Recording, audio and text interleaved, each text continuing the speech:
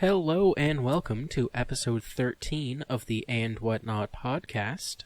This week we saw the newest Marvel movie, Guardians of the Galaxy Volume 2. So we're gonna talk about that and a few other things in this episode. Woo, so exciting. You can sound a little more excited. Be like, wow, Guardians of the Galaxy. I don't know. Have I ever really been like that, though? I'm No. usually pretty relaxed, pretty chill. Yeah, I would say you were like a turtle on Ambien. You're just like, hey guys.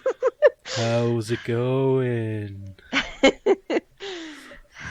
Oh goodness. So, what is new with you? Not too much, actually.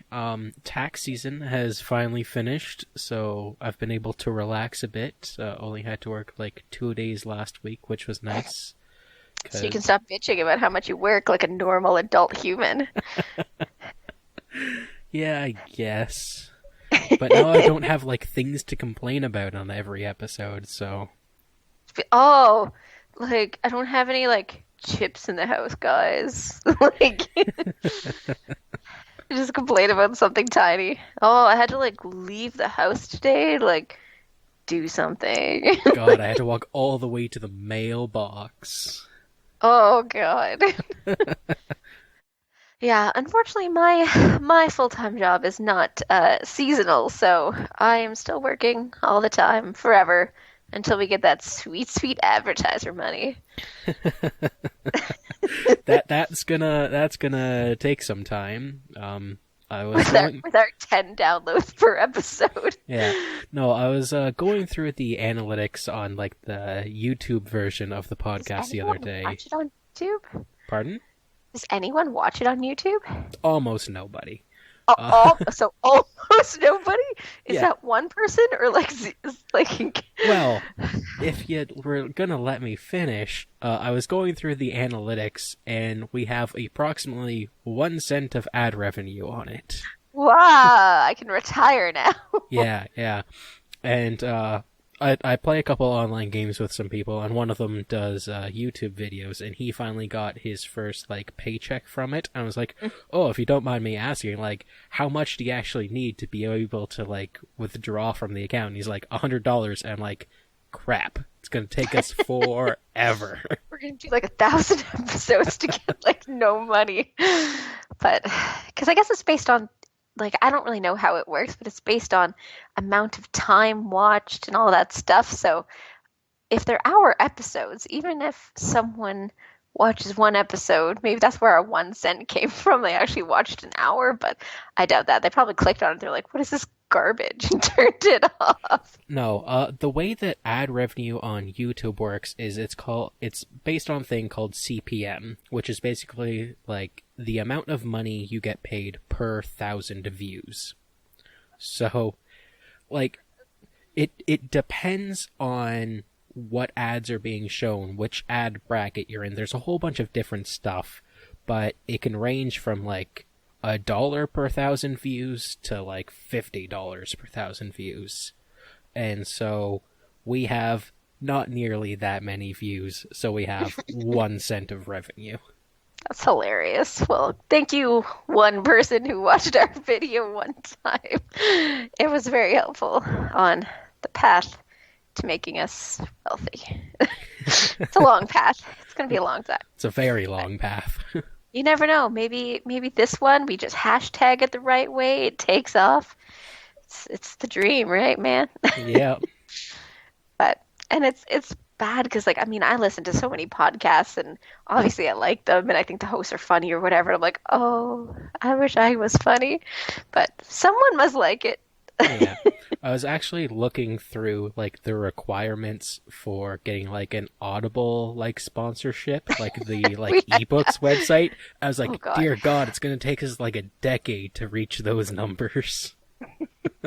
Well, I am happy with our small and pretty consistent downloading fan base. Like, it seems to be roughly 10 downloads per episode. One of that might be me. So hopefully those 9 other people are enjoying it too. But Yeah, it's not like We'll, we we'll went get in there. this for the money or something. We were just No. having Well, fun. like all those other sellouts, we're just doing it for the art, man. That's what I don't need. I don't need no big ebook money. Although it would be nice. Please contact us, Audible. And whatnotpodcasting at gmail.com. So, so I guess now that you have some free time, that's handy. I guess the news kind of with me is I have an upcoming little vacation. You're supposed to say ooh or something. You're supposed to be like Oh. interested, Adam. God. No, I was gonna let you continue. No, I was expecting a reaction. You're the worst. Anywho, All right. So- Okay, let's redo that bit. no, leave it in. Leave it in. Just so the people know what I have to put up with trying to make you sound like a not stone turtle, as previously mentioned. So, I have a little weekend getaway planned. So, in Canada, we have our Victoria Day weekend coming up, celebrating the birthday of Queen Victoria that never falls on her birthday. It just does it so that we get a long weekend. But I'm going to Chicago Ooh, what are you going to Chicago for? for the lulls. Gonna go see like the Bulls or something? No, actually, we're seeing the Cubs. I have Cubs tickets Oh, because baseball. But I don't it's think gonna I've ever seen you interested in anything baseball ever. I'm not, but Was it just, hey, we're going to Chicago, what sports game is on? well, how it happened was it's my one friend's 30th birthday this year, and through various circumstances, I would be unable to do something for her actual birthday. And it's kind of like, 30, you should be an adult, so we should celebrate properly. And so I had something planned, and I was going to do it closer to then, but so we have to do it early. So it's like 6 months before her actual birthday, but whatever, we're just going to roll with it. And I just thought, like, we should go somewhere. You've been everywhere, Southern Ontario-ish, like, and we've both separately been to like Montreal and Quebec City and whatever. So it's like, what's in driving distance? That would be a fun place to go. She's been to New York, and I have no desire to go to New York, so Chicago. And so we have a bunch of stuff planned. I got tickets to the Cubs game. She likes baseball, actually, so I will just eat hot dogs. So who's this? Yeah, What are the so rules? yes. What's going on? Who's on first? And God, I wonder what hot dogs cost. Probably so much. I've actually heard Toronto concession prices, like for either hockey and baseball and stuff, are the highest concession prices in the league. So maybe I'll get a deal even after you convert American to Canadian currency. Yeah. So we're going for the long weekend. So we're leaving on a Friday, getting there Friday afternoon, and staying till like the Monday afternoon. Oh, sounds fun. Yeah, so it'll be good. I was a little like, oh, America and all the stuff that's going on, and like apparently there's been this like, huge drop in tourism from the States and whatever. But I'm like, it's I had a plan that this is what I wanted to do for her birthday, so that is what we're gonna do. So we will see. Yeah, Alex from work went to Chicago a couple months back. You saw a Blackhawks game. Nice. Yeah, so I'm hoping it'll be okay. I've just heard baseball games are really long. It starts at like 1:30 in the afternoon, so I'm sure it's not going to be like super late, but I've heard they can go a long time sometimes. But it's just about like chilling and drinking, except I don't really drink. Like, Well, that's half the fun of a baseball game, is getting drunk and yelling at the players. well, she can get drunk. I mean, we're pretty far back because neither of us care that much. Like, she likes baseball enough to watch the occasional game and stuff, and I just know that there is a ball and a bat and running involved, and that's about my baseball knowledge. So we're in the nosebleeds, which is fine. I'm not like paying more for sitting closer. Yeah. When Alex went, I think he also went to Bulls game when he was there, and he was like, man, stuff's super expensive. I was like, well, yeah, you're going to see like major league sports in their like hometown. Like, of course things gonna be expensive. What do you think? I forget. I read something somewhere. So apparently the Maple Leafs, like the Toronto Maple Leafs, have the highest ticket prices in the NHL for home games or whatever. And there was some article, I think it was in the Star or something, and they priced out if you got a flight from like Toronto to Florida and a hotel room and like food at the thing, that's still the price of like two decent seats at the ACC.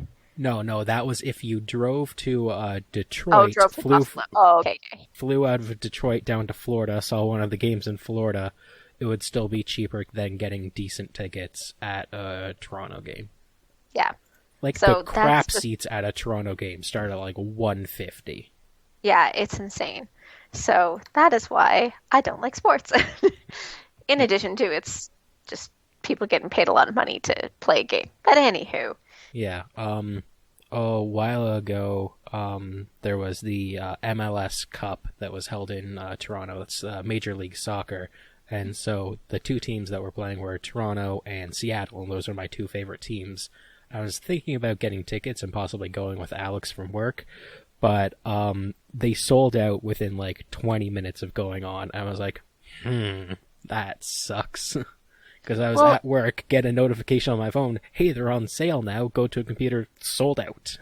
well, there's this big thing now, like through Ticketmaster and whatever, and I don't know if it's the federal government or the Ontario government or whatever, but they want to crack down on ticket bots and ticket resellers and all this stuff. Because that's the thing is, there's like computer programs you log in and it can buy 1,000 tickets for you, and it's just bananas. Like no normal person can really feasibly get tickets to anything like that. I think the last time Adele was playing Toronto, a bunch of my work friends were all trying to get tickets, and some were calling Ticketmaster, and some were going online and like refreshing and all this stuff, and like normal people can't get them because the bots get them. It's crazy. Yeah. And luckily, the bands I like, no one gives a shit about, so I can get tickets no problem. I will legitimately say I've bought tickets from a scalper one time. Maybe this ties into the what's the most illegal thing you ever did last episode, because technically buying scalper tickets is illegal. But I've only bought scalper tickets one time because we're like, oh, I don't want to go to the concert. And then like my friends and I were in Toronto and stuff, and then we're like, oh, I do want to go to the concert. So we bought scalper tickets. And I guess the only other thing, so this isn't per se a calamity like in my usual descriptions, but the husband has been trying to do some like renovations and whatever around the house. And I don't say trying like he's not successful. He does them. It's just they're usually very messy and take a long time. So our living room had been wallpapered. So apparently this was the bane of his existence, and he had to take down the wallpaper. So he's taking it down and doing all the stuff, and it hasn't been so bad. And then if there's all these little holes and whatever, so he's filling in all the holes with drywall putty. And then comes the sanding. So I pull in from work, coming home from work one day, and he kind of like pokes his head out of the shed, and he's like, oh, the house is a little bit messy. I did some sanding. Like, okay. Because the previous like 2 days, there'd just been a little bit of dust, everywhere. So I walk in the house, literally front to back, the entire house is covered in an inch of dust. Yep. Like I am not exaggerating. Every single surface, the floors, the walls, the countertops, it was in the toaster oven. It was everywhere. Because the little door on the toaster oven was left open. Yeah. It was everywhere. And like, the layout of our house. So it's like the very back room, like we walk in our back door, the very back room still had an inch of dust on it from the living room, which is the front of the house. Yeah. And I just like lost my mind. I'm like, I cannot even deal with this. And I like had to leave. The only thing worse than drywall dust is concrete dust. That stuff gets everywhere, and you can't really like wipe it off with like a wet cloth either. So last year, as you know, we had to get a bunch of plumbing done, and we had to tear up a sewer drain in the floor, so they had to break up concrete and relay new concrete. And dear God, it was awful. Like, there's still dust places, and this was like last summer. So it's been almost a year, and we're still finding concrete dust places. Yeah, so it's like I can't even deal with this. So I didn't even clean anything, and I'm like, this is not my problem. I did not do this. I'm so done with everything. So he cleaned up a little bit, and then the next day I was like, okay, it's like it's partially too, like you walk in, you're just like, I don't even know where to start. Like I can't even eat anything because like the stove is covered and like the microwave is like everything.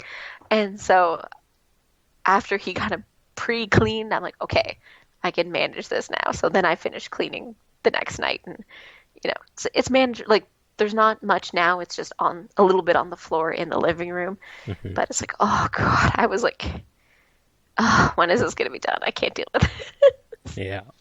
But I guess that's what renovations are, especially like do it yourself. Because apparently he had a tarp up, but the tarp fell down, so he was just like meh and kept sanding. And I'm like, oh my Yeah. God, you could have prevented this. Yeah. Oh, what color are you painting the living room? We are going to do some shade of blue. I have probably every swatch from Home Depot with a blue on it because the living room gets the most light, so I want something kind of bright. But then it's like I don't want pastel or like that coastal look. It's like I don't know. I don't even know what I want, but I want blue. Oh, you could get that blue that was in the upstairs bedroom. I'm sure that would look wonderful. Oh dear God, that's like sky blue, like punch you in the face. I am good on that. A little more subdued, a little more white tones in that. Yeah. But it's like I want it to be a blue, but not a baby blue and not a royal blue, and I don't even know what I want. Yeah. There's just too many choices. There really is, and it's kind of funny because some of the paint collections, I call it like the bistro menu. They only have like 3 blues. And I'm like, well, I hate these 3, but I appreciate that you didn't give me 50 shades of these 3 blue colors, Yeah. you know? But I'm still not going to pick you because you don't give me enough choice. Yeah. Like, well, when we were doing the bathroom, like, we just wanted, like, a gray. Just because, like, everything was kind of like white, gray, that sort of stuff.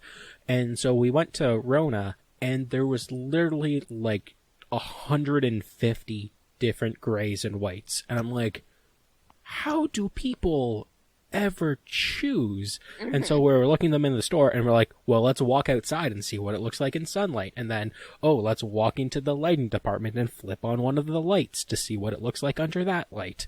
Because looking at it on the swatch is completely different than looking at it on the wall. Oh, for sure. And then I've been pretty lucky with paint. Like when we bought the old house before we moved, the first thing we did, we had a week off and we just painted like almost every room. And I liked every color that we ended up picking. And it's like I walked in the house and I knew exactly what colors I wanted in each room, kind of thing. And there was a little bit of like changing on the shade and stuff like that, but overall I just saw it in my mind and like we did it, and it was the way it is. And then this house now, it's just like I can't see what I want it to be, which is also hard. So when I say blue, I have like everything from a blue gray to like a blue, like everything. So it's going to be tough. I found it helpful if I had, because when you have the little tag and there's 3 different shades or whatever on it, but you only like the one, cut off the other 2 and just do like a process of elimination, like hold 2 of them up together on the wall or wherever and just kind of go yes or no of those 2, and then you get the next one and yes or no of those 2, and you kind of whittle it down to the actual maybe 2 or 3 that you like the best. Yeah, that's how we ended up doing it as well. Like, we had actually gone over to Paula's one time because we went to, I forget where we were, but we stopped by there and had a bunch of paint swatches. And so what we did is just, okay, which one looks better, A or B? B, okay, toss A away. Grab the next one, A or B? A this time, toss B away. It's the optometrist school of deciding things. Exactly. Which one looks better, A or B? Speaking of which, you thought I would forget, but it's tax season over. You have to go get glasses now. Yeah. You thought I'd forget, but I didn't.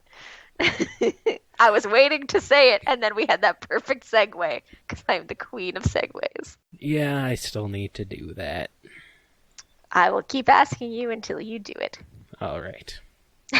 I was actually thinking I should go get prescription sunglasses, because I don't have any, and it's sunny now. And I have a prescription because I went to the optometrist because I'm a responsible adult. So maybe I should go do that. But that is not my problem because I already have glasses. You need to go. Why, thank you. All right, moving on. moving on. Now for something completely different. For being the queen of segues, I have no segue for this now. But since our movie is Guardians of the Galaxy and it's all about, cruising around in space and being awesome and whatever, I thought something that we might be able to talk about is the Fermi paradox. Have you ever heard of that? It sounds familiar, but I'm not sure what it actually is. Yeah, so I know there's lots of stuff out there on it, and so Enrico Fermi is a physicist, and he kind of came up with this paradox, and it's basically that if we're not the only life in the galaxy, and like statistically the chances are astronomical that we are the only life in the galaxy, why have we not found any other signs of life? So if there are aliens out there somewhere, how have we not been able to find anything about them at all? Or even if they, used to exist and don't now, like how is that possible? Because just statistically, there are billions and billions of like stars in the galaxy and planets and all this stuff. Surely one of them has to have life, but so far we found nothing. And it's kind of that paradox of like the laws of great numbers say that eventually something's almost statistical inevitability, but it's still not happening. So what are some of the potential reasons for that? Well, I'm not like a astrophysicist or anything. And you but haven't prepared for this and didn't know what the Fermi paradox was, so you're kind of at a disadvantage. I forget what I was watching, but it had an interview with Stephen Hawking in it, and he was saying that if there is life out there, it's probably not going to be anything like we imagine it. Like, when people think aliens, they think like little green men from Mars and stuff like that, like humanoid type things. But if there is life out there, it's going to be completely different from us. Yeah. So we might be looking for signs of life that are similar here on Earth, like oxygen content and liquid water and all this stuff, but life on another planet could have developed completely differently and has different needs for it. Like, so let's say instead of like hydrogen, oxygen, nitrogen, that sort of stuff in our atmosphere, they want like sulfur dioxide or something. Who knows? Mm-hmm. Yeah, because I know it's funny, because once I kind of started thinking, like, what are some space topics we could talk about? And I thought, I'm not very familiar with the Guardians of the Galaxy comic book, but at least in the movies, all the sort of alien races are extremely humanoid. Like, it's the Star Trek thing of, in the 60s, they couldn't do that much with makeup, so everyone's just a human who's painted green kind of thing. So that is like the bias of our species of like, okay, we're life, so all life has to look like us. Or some of the kind of like negative things that I've heard, not like about the paradox, but some of the explanations that have that negative connotation is, I heard one that was, I don't remember who came up with it, but that all life gets to a certain point and then basically you extinct yourself. So that's why we don't see any other, there are no space-faring life forms, because you get so developed and all life follows a similar path, and then, nuclear war happens and literally everything is obliterated on the planet. So you don't get to space exploration or things like that. That's an interesting thought. I know, a lot of people think that, we're gonna all blow ourselves up, and I can't disagree with that. It's probably gonna happen eventually, but I hope that we're smart enough to at least try colonization in the first place. Yeah. Yeah, because I can't remember exactly what the person theorized of, the turning point was, whether it was, nuclear weapons or AI that, destroys you, or all those kind of doomsday scenarios. But basically, life gets to a point where you get so advanced that you can, almost go to space, and then your own advancement, turns on you somehow. See, I think we're relatively close to being able to colonize, within our solar system. Obviously, I'm talking about Mars and possibly the moon. So I think, like, definitely within the next 50 years, we'll definitely have people on Mars, or at least have had people on Mars. If we continue to fund space and science and research, which some of the world powers might not be doing. Yeah. But, like, we're definitely close to that. Like, outside of our solar system, we're still a long ways away. And I actually saw something, I can't remember exactly, but because we always talk about Mars being the most likely colonizable planet, but this person made the argument to do Venus. So Venus is like bad because there's all this like sulfur in the air kind of thing. But they said like you can't be on the surface because it's like too hot or something.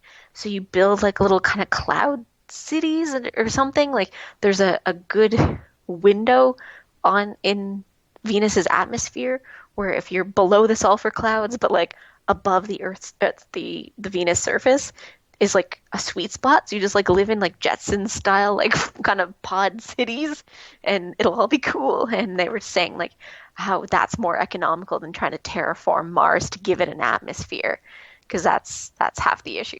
I don't think we necessarily need to terraform Mars. We just need It has to... no atmosphere. You have like it gets too cold. You'd have to. Yeah, like terraform in the fact of like you have to pump CO2 to make an atmosphere. Yeah, you don't necessarily need to make an atmosphere, though. Just have habitats on the surface that are self-contained. But you like can't have that sustaining.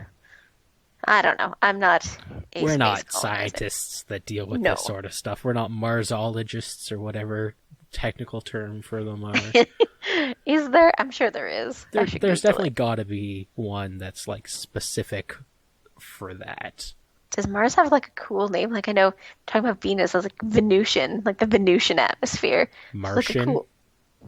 That's not as cool because we talk about it too much.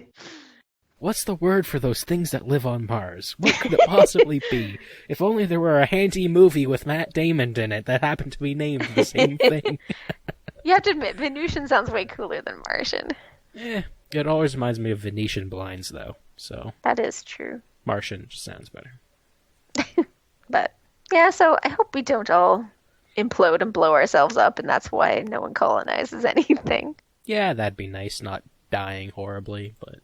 I'm trying to think of like some of the other explanations I've heard about the paradox, about why we might not have contact with alien species without the fact of there just not being any. I think the most likely reason would just be the scale of the universe. So let's say there's exactly 2 life-containing planets, ours and someone somewhere else. Like, how far apart could those possibly be? Like, the observable universe is... I can't remember how many billions of light years across, but let's say we're on, like, the very western side. They're on the very eastern... West. The whole wild west of the galaxy, where they filmed Firefly. Okay, if you're looking at a map of it from a top-down view, if we were all the way to the left of the map and they were all the way to the right of the map, the chances of ever coming in contact has to be minuscule, though. I suppose. But I think the point is, like, there are just trillions of planets, and the fact of there only being 2 is very slim also. Like, it's more likely that of the trillions and trillions, at least 1 million planets exist where life could be happening and, you know, could get to a place where maybe they're sending out radio signals or something. But yeah, it's like you don't, although you know the scale of like how huge the universe is, it's also the scale of like there are millions and millions and trillions of events that could be leading to life that apparently maybe aren't. Like, you know, it's a paradox, that's why. Mm-hmm. Until then, I guess we just have to stick with our sci-fi movies where everyone's just painted blue. Yeah. Like in Guardians of the Galaxy. See, I pulled that one out. Well, I guess that's enough talking about physics things we really don't understand.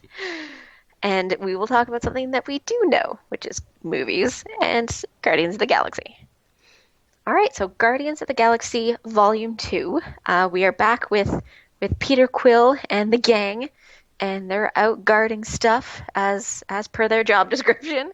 They're on a planet defending these super space batteries for a race called the Sovereign, who are all these gold-painted people, like they're just living Oscar statues, and they're defending it against this kind of big tentacle wormy type monster who eats batteries. I don't know, it's not really explained because the guy clearly doesn't look like he's going to use them to build something.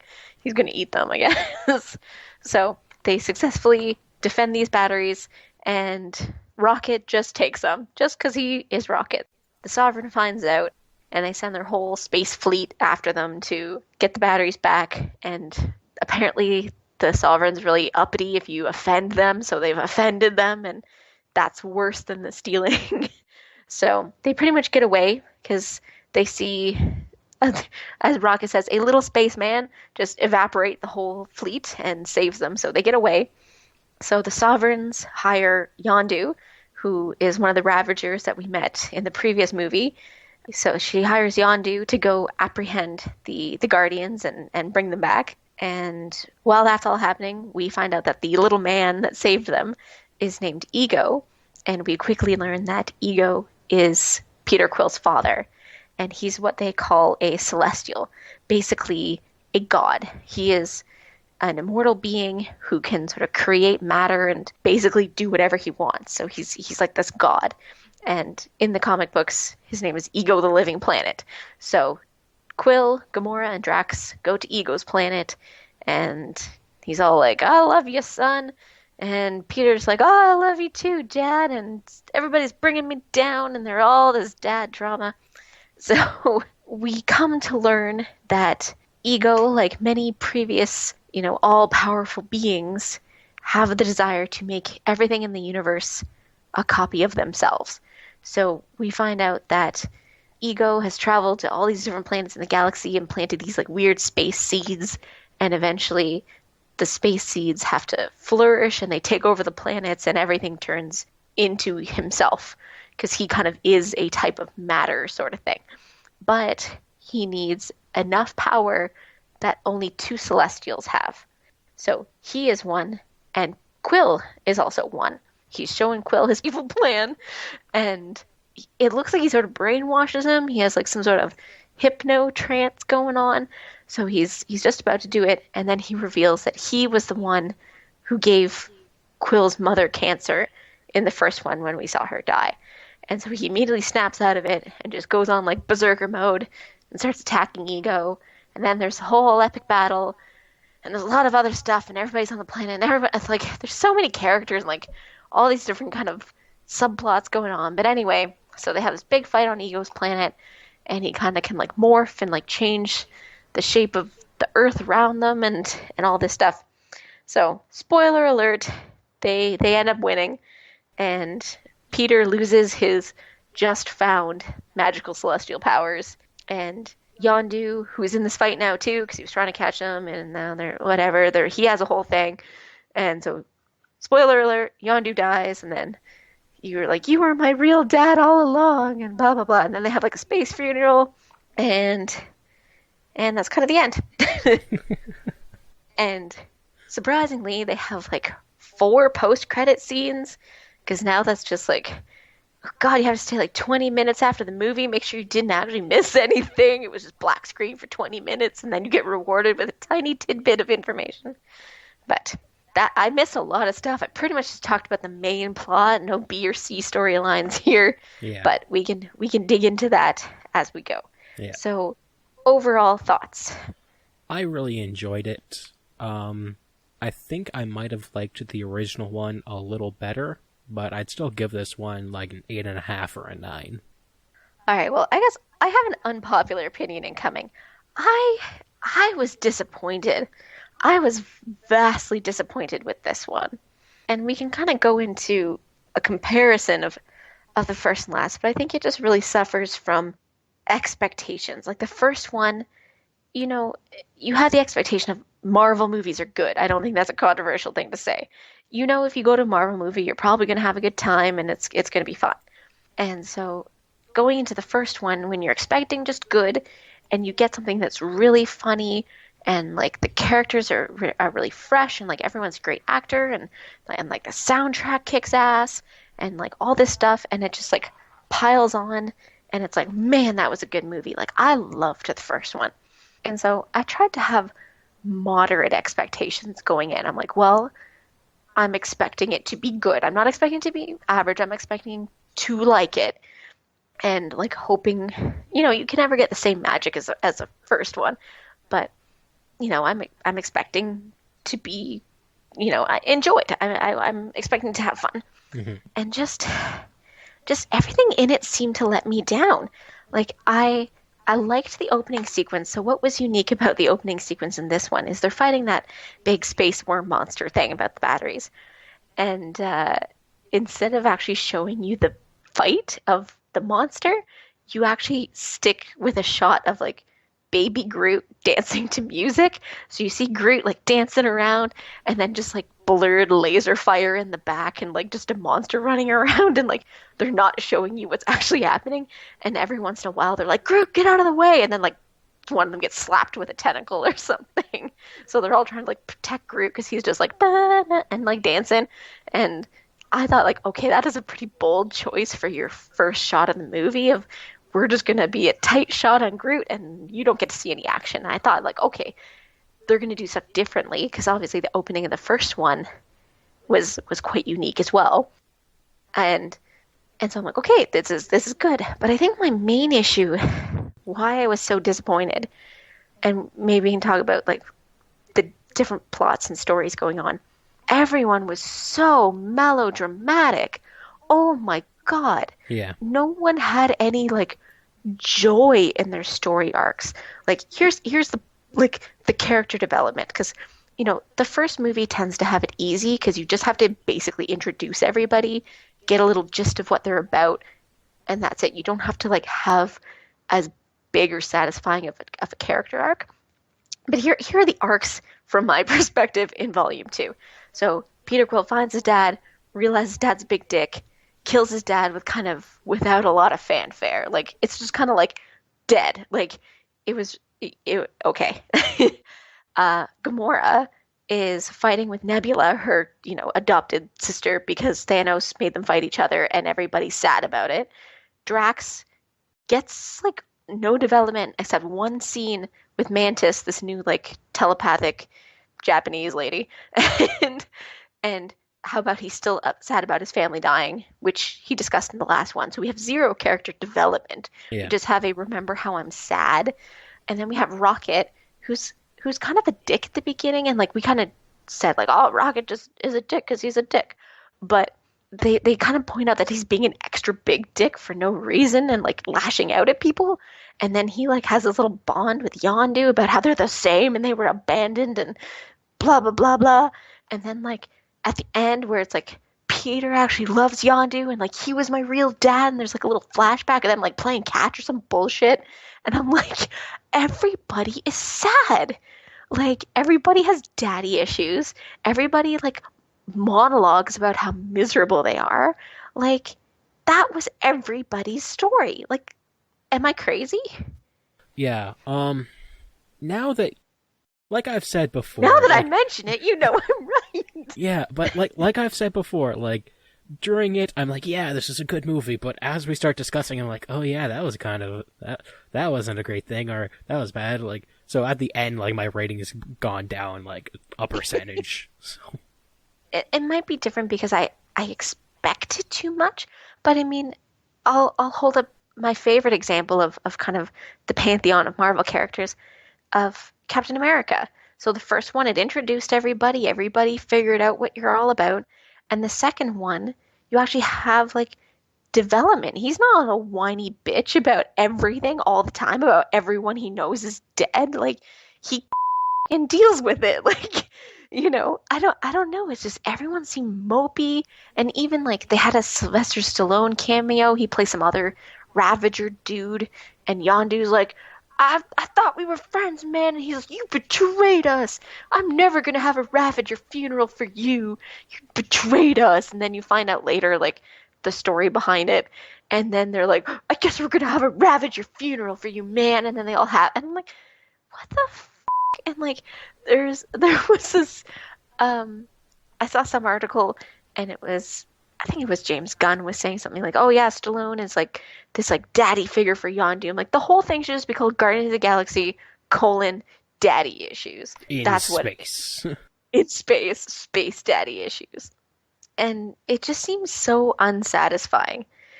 And they had good fight scenes. Like some of the visuals were some of the best I've ever seen. My favorite shot probably in the whole movie is there's a scene where Yondu's crew has mutinied, and this other guy named Taserface is taken over as captain, and they go on for like 10 minutes about how hilarious the name Taserface is, which, okay, like that's a 1-minute joke anyway. But so he's got his magic arrow back, and he's kind of taking back his ship, and he's just murdering everybody. And there's this shot where they're in a hallway, and the arrow like blows out all the light bulbs and then like zigzags and kills all the dudes. That was amazing. Yeah. I loved that shot. That was fantastic. And Yondu is the most powerful of them. Everybody else just has guns and stuff. Yondu can like whistle and take down an entire ship of people. And he's dead now. So there goes that. Yeah. Bye. Like, we've talked about it earlier, but it's easy to like eviscerate a film. It's easy to point out everything that's wrong with it. But as I was sitting there, I'm like, I'm getting so few moments of like joy from this movie, of like levity. Even the jokes, like, I don't know if you noticed, but the whole theater was laughing around us. And I'm just like, like, like, Drax is doing his, like, I don't get sarcasm thing, but it's not as good as the first time. And, I might chalk that up to it being a sequel. So it's like you've seen the shtick before. But even, like, Peter Quill, like, he just came off like a dick. Like, in the first one, he's kind of like not happy-go-lucky, but he's just like a dude. He just steals stuff and pawns it, and, like, he's carefree and, like, toting around the galaxy.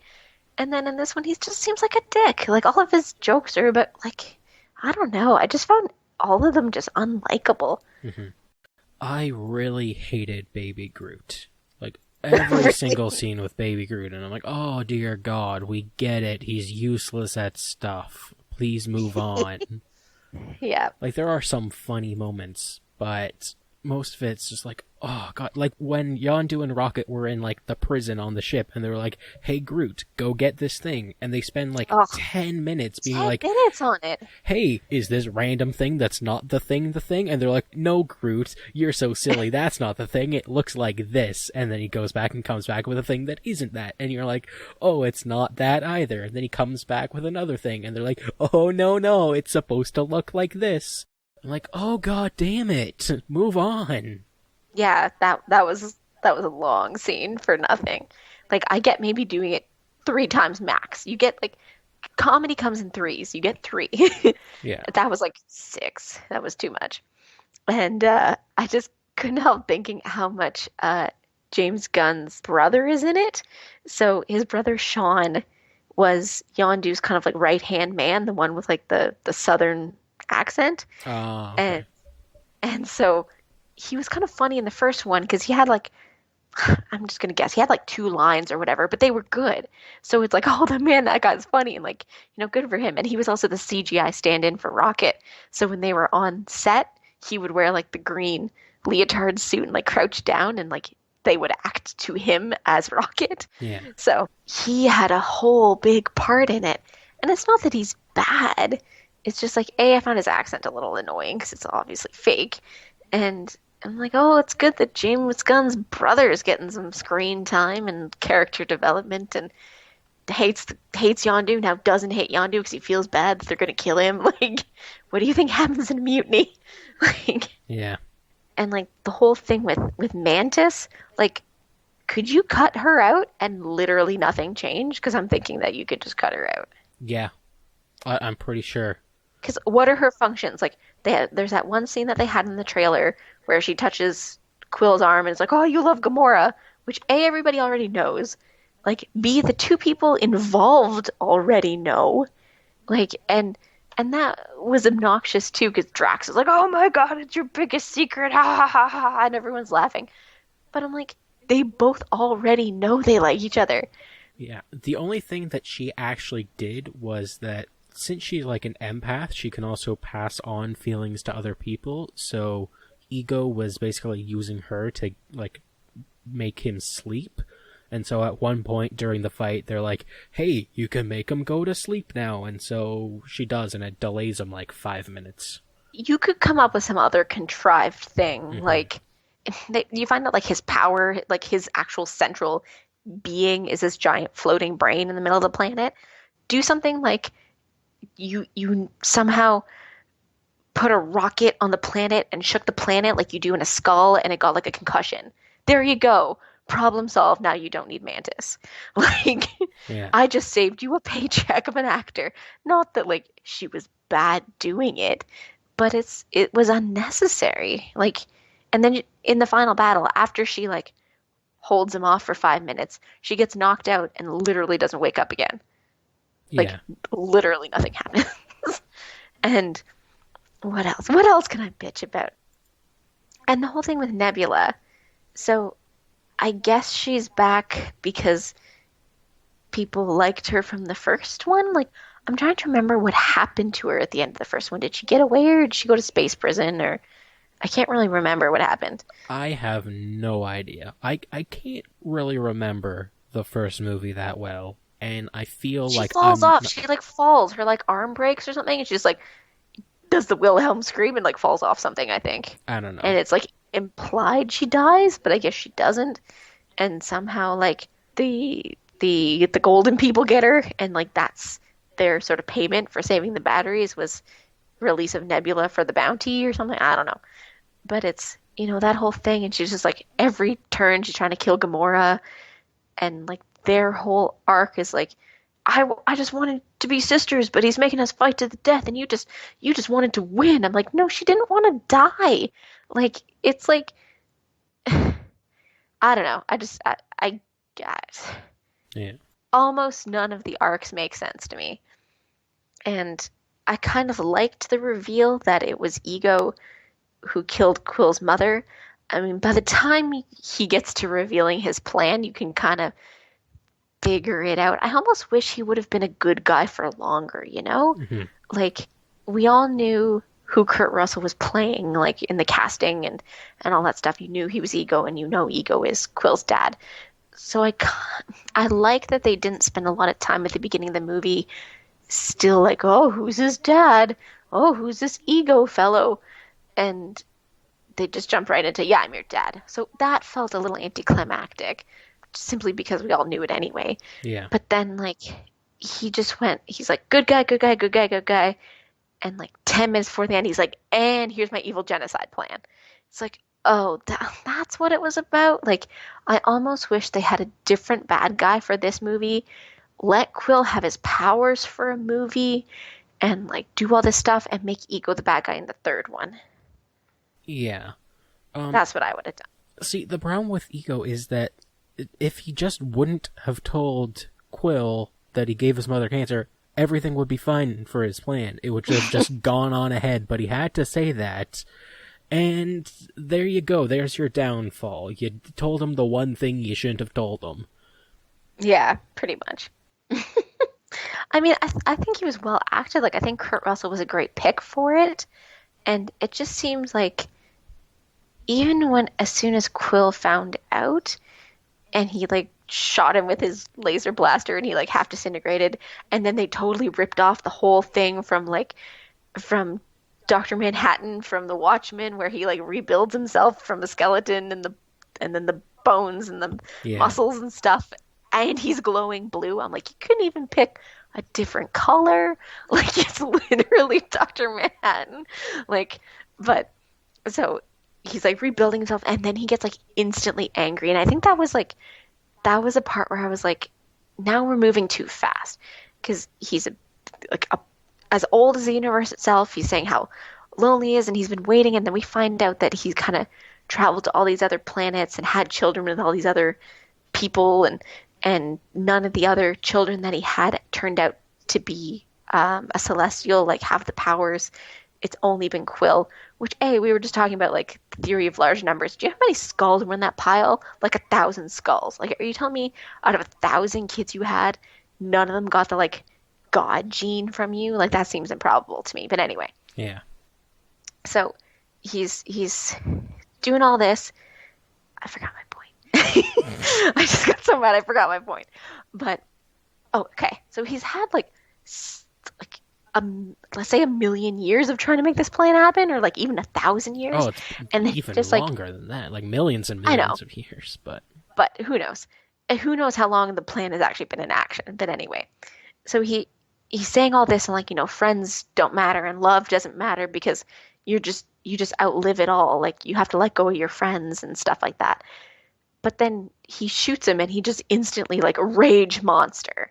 And I'm like, you couldn't even just be like, all right, we had a little setback. Like, let me explain myself. Like, you just instantly go into like, oh, I guess we're killing each other now, and like try to kill him.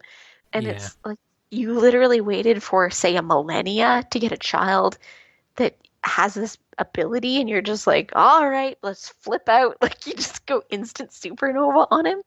It just seemed really weird to me. And my other point, I should have written down all the things I hated. it would have been an immense list, apparently. It was. I was so mad. And they keep portraying him as actually loving Quill's mom. And he never like says that he lied to Quill. He never, even when he's that mad and like does and flips out, he still says that she was the love of his life. Yeah. And was like, oh, but I have to do the plan. And, if I'd gone back to Earth one more time, I would have just fallen so much in love with her, I would have given up my plan. Why couldn't she come and live on his planet? Like, they all are hanging out and whatever. Like, he could have brought her to his planet. Yeah. Why did she have to die? Like, it was all like, well, hey, Dad, why didn't you, like, hang out before Mom died? Like, there's no reason he couldn't have. Because it was all, I have to go back to my planet and, like, recharge my powers or whatever. Bring her with you. Bring Peter with you. Like, it didn't make any sense to me. Or even the whole, like, I would have given up my plan of colonizing the galaxy. She's gonna die. Like, from this, there is no transferableness of your immortality. She would have died in, like, 80 years, and then he could have kept doing your thing. Yeah. Even the whole premise of his actions, like, didn't make sense. Yeah. Now that you've been shitting all over the movie, I have to agree, there is a fair bit wrong with it. And I don't think it really matters because it's not going to be a memorable movie. Like, it's been, like, not even, like, 4 days since we've seen it. And I'm like, what happened in, like, the middle third of the movie? I have no clue. Like, a year from now, I'm not going to remember it. Hell, I barely remember some of the movies we watched, like, 3 months ago. Mm-hmm. And that's the problem with a lot of these movies now, is that you're just not going to remember it. Like, yeah, you can go to the theater, have a fun time, talk about it at work the next few days, and then never mention it again. Yeah. And I mean, I just looked up our show notes from our very first episode where we ranked all the Marvel movies, and Guardians of the Galaxy was my number 3. Like, I really liked the first one, and I think, and it's your number 3 too, and I think that was one where you could be like, man, remember that opening scene and he's dancing and it's so, like, it's just so fresh feeling, even though they're not doing anything sort of special. And, I still remember a lot of moments from that movie. And I haven't even got to the soundtrack yet. Don't even get me. Like, the soundtrack to the first one, and I think it really is, like, right place, right time, perfect storm kind of thing. That soundtrack is great. Like, my only complaint with the first one on the music was some scenes seemed a little out of tone with the music that was playing over them. Like, the one I can think of is they're doing this like big dramatic walk down the hallway after they've decided that they're going to save the world or whatever, and Cherry Bomb plays in the background, and it seemed like Cherry Bomb's too loud and like bombastic for that moment. Like, it's the hero walk, but it's, things just seemed a little disjointed, but like the songs were killer. And this one, I mean, I can only name you one. Like, well, right now, top of my head, songs I know or will keep singing in my head. The Fleetwood Mac song, The Chain. That's the only one I knew off the top of my head watching it, and the only one I can remember was even in it now. Whereas Guardians of the Galaxy Volume 1, I'm singing like half the songs all the time in my head. Like, I have that soundtrack and I listen to it just for fun on a lot of occasions. So I feel like the music really let it down too. They were more tonally appropriate for the scenes, but less bangers, let's say. Mhm. I guess that's a lie. I do know kind of one other one, that My Sweet Lord by George Harrison, but again, I didn't know who sang that off the top of my head. That's why I knew two of the songs in this movie, which again isn't necessarily a downside, but Guardians of the Galaxy 1, we really liked that one. And I mean, I guess my roundabout way of you gave it a rating of like 8 or something. I mean, I'm going to go with like 6. Like, I was really disappointed. And I think the worst part was I try to not watch trailers. I try to like stay out of it until I make up my own opinion. But I can't help like scroll through Twitter or whatever and like news stuff I follow. And it's like, oh, Guardians of the Galaxy 2, better than number 1. Like, way more in depth and like characters and blah blah blah. And I'm like, that's some fucking bullshit. Just because everybody's sad doesn't mean it was an appropriate character development or as good as like, it is not as good as the first one, and I find it very unsatisfying. Yeah. I don't know. I think I'm not really comparing it to the first one as much as you are. I'm kind of looking at it standalone. I don't really remember what all happens in the first one. Obviously, I know I liked it, but I can't really compare the two because the first one's not in my mind to like recall the details of it. I get that it's kind of fair to say that, but I can recall more of the events of the last one, I guess, than you. But just going by feeling, like, I don't need to know the entire plot to know that I liked the last one. I thought it was a good movie, that it was well acted, I thought it was funny. And this one I just don't think is funny, and I don't like any of the characters. And the direction and you can tell there was more money in their budget for special effects and stuff like that. But I just didn't think it held any sort of impact. Like, if you're talking about forgettable, I'm going to forget this one or be angry for the majority of it, whereas I'll still look fondly on the first one. I mean, people got friggin' like tattoos of like Star-Lord and like hooked on a feeling on it and stuff. Like, no one's getting tattoos for this movie, man. Like, but I don't know. So I guess I'm done beating it up now. I was, as I said, I was disappointed. I want to do like a rundown of exactly what I would have done differently, but Everything. Scrap the whole thing, rewrite. scrap the whole thing. Like, I mean, none of the jokes were that funny. Like, just everything top down, I would redo. I mean, the cast was still good. Oh, and one other, like, this is just a little nitpick, because I guess my thing is now I throw in a little feminist nitpick every time. But in the scene, and they're like fighting over, like, they're in the asteroid belt, and Rocket and Quill are fighting over who's the better pilot, and then Gamora's in the background is being like, boys, can we like get it together and like just get out of here and like stop horsing around? And then after they crash land, she's like, well, if you were thinking with your heads and like instead of thinking with between your legs or whatever, and she just goes on. I'm like, she's the only female character in this, really, like, with any ties to the audience. Like Nebula's just like a revenge machine and Mantis is like useless. So it's like Gamora's the established female character and she's just the naggy mom wife role already. And the whole okay, one more thing, I'm not done. I thought I was done and I'm not. So it's like, why is the only female member of the team naggy as hell? Like she was all badass in the last one and like trying to take him down and stuff, and now she's just like, boys, stop it. Like it's and another thing. So in the movie they're like, oh, Quill likes her and she might like him and who knows, and oh, your biggest secret, hardy har har har, you like each other. And the very first, like the first scene, he's hitting on the like gold priestess chick, being like, oh, it'd be interesting because they're all about genealogy and their bloodlines and whatever. And it's like, oh, it'd be like an interesting experiment to like cross bloodlines or whatever. Then he's like, oh yeah, I'd totally be willing for that. And they're basically like, let's do it. And then 2 seconds later, he's like, oh man, I'm really sorry. It would probably look like I was flirting with the gold chick, but I totally wasn't because I totally like you and stuff. And I'm just like, you're already a dick. Like, you're already starting off to be a dick. He liked her in the first one, even if you're like,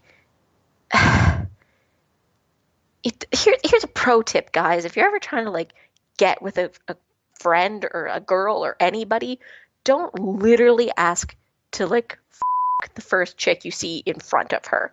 Like, how about we not do that?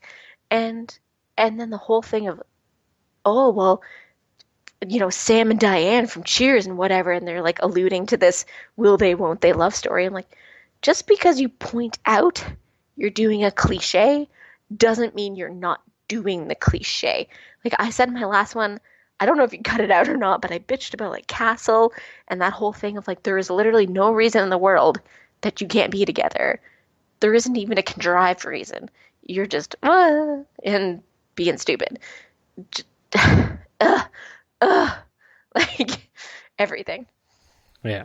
And then at the end they're like, I guess I do like you. I'm like, oh, for fuck's sakes, I don't care.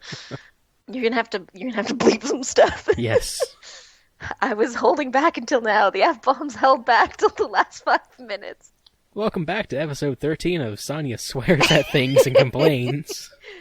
I got a comment from a friend who listens about the last episode, and he was like, man, you were like swearing like a sailor. I'm like, well, it was mostly I was angry at Adam because he doesn't bleep it when I say shit, and I think it's funnier with the bleep, so I made him bleep more.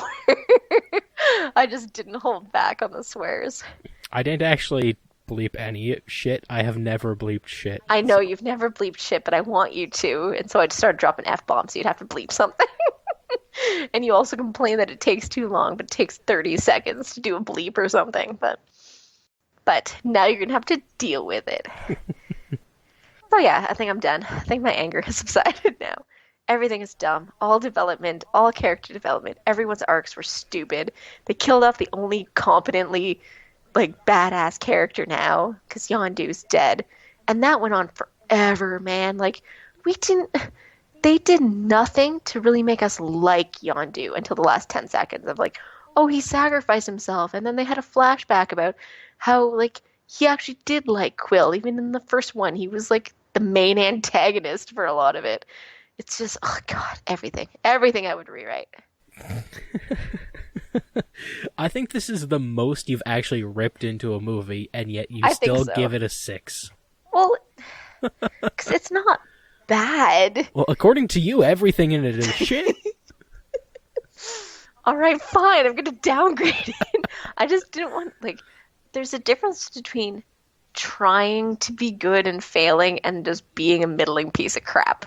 Like, I think I gave Ghost in the Shell a 6, and that was just, like, heartless, That was just like, I'm just going to do a remake and change everything and just, make it just enough like the original that all the fans will go see it and I'll make money. Like, that's what that movie seemed to me. Whereas this is like, they thought they were trying, I guess. And, like, I think the part that gets me is, like, other reviewers were like, it's so great. I'm like, are you people dumb? Like, I'm more angry at the other people, too, who think it's good. But it's not like I had I didn't have a terrible time despite how angry I sound at everything. But I'm gonna rewatch the first one a ton of more times in my life, and I might rewatch this one once just to get angry again. Like that's how it's gonna go. Yeah. Basically, you almost have to see it because it's a Marvel, and we're all just like conditioned now that we have to see it. But honestly, if you don't want to drag your butt to the movie theater, you're fine. Yeah. Like just watch it sometime later. Yeah. So, on to the things I didn't like about this movie now that we've been... Oh, you wanted to talk? I'm sorry. I thought this was the Sonya Bitch Fest podcast. Well, no, like I said, I really didn't like Baby Groot, and I think I'm going to dislike Teenage Groot in number 3 even more. I think they're just gonna fast forward him being an adult again because it's the shtick is old, but you never know. I thought a lot of shticks were old and they're still here. So Also, just like the number of like extra things at the end, and like you have to wait for the last one. It was just like Stan Lee talking to a bunch of people, and it was bullshit. I'm like, why did we wait an extra 20 minutes for this shit? yeah, they didn't put the best one at the end. That's for sure. They should have put the like teenage Groot at the end. At least that got a laugh. Yeah. But well, the whole thing with Stan Lee is in the comic books. There's like this group called the Watchers, and they like the husband was trying to explain it to me, and they just like watch all the events that go on in Earth, and they like record history, but they don't intervene. I'm like, how is that special? Like, how is that anything important? But anyway, so that's who those aliens were, and that's how they know everything's going on. Is there was a theory on the internet that Stan Lee is a watcher because he's in every movie as air quotes different characters. Like, and so you find out that he's like a watcher informant, and apparently that was like that's solidifying the theory that existed. So it's a payoff for people who knew that, but for you and me who don't know that, I'm like, what the hell is this? Like, this is the worst Stan Lee cameo. All right. So that's what that is. I liked the teenage Groot scene. That was at least a genuine funny, moment I enjoyed. But I think it's going to, like, if they do Teenage Groot in the third one, it's gonna be annoying, like how they did it in this one with Baby Groot. Like, Baby Groot, oh my god, I hated every scene with him. Yeah, even like the dancing was too much. Oh, I have another one. Of course you do. It's never ending.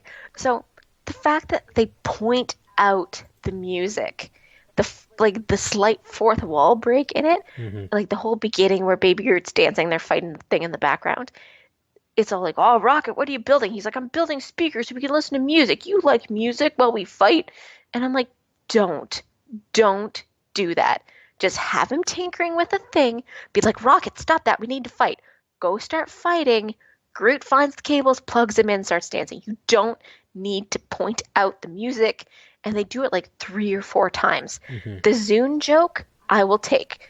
I will take the Zune joke. That is appropriate because they have to contrive ways that he keeps getting new music for the soundtracks. But they mention it like 2 other times, and I'm like, just stop it. A, your soundtrack isn't as good as the first one, so stop pointing it out. And B, stop it. Like, I don't generally like fourth wall breaks, and that just was too much for me. Yeah. Would it not have been better if he just plugged it in and you're like, oh man, isn't that funny? They like tied it in without verbally being like, hey guys, wink wink nudge nudge, we had good music the last time. Like, oh god, everything was just so much like smug. It was so smug about itself. Yeah. Oh well. Ugh. What number would that be? Oh, like that's the number I give this movie. 7 ughs out of 10. 7 ughs out of, oh my god. Like, I can't even deal. That sounds sick. That's my review. Acting was still good. Like, they were saying stupid shit, but they were doing it fine. Like, yeah, it's not the actor's fault. What they had to read was crap, so. Yeah, exactly. Oh, well. I'm done. All right, you better end this or I'm going to find something else to bitch about. Follow me on Twitter if you would like more bitching. that I find too pedantic to share with my many Facebook friends. Is what I put on Twitter, is all my bitching about random stuff. Yeah. All right, so I think that will do it for episode 13 of the And Whatnot podcast. Lucky number 13. Did you feel lucky there, Guardians of the Galaxy? Yeah, so if you guys have any comments or feedback, we do have a Twitter. The handle is @_andwhatnot, or you could even email us at andwhatnotpodcasting@gmail.com. So thanks again for sticking through this one. And This has been like therapy. This is like free therapy. Thanks, guys. Like, P.S. If you have like hate mail, I don't think we've had hate mail yet. Fight me. Fight me on everything I said if you want, because I will destroy you. well, we hope to see you in the next episode. When I don't destroy you. All right, bye-bye. Bye.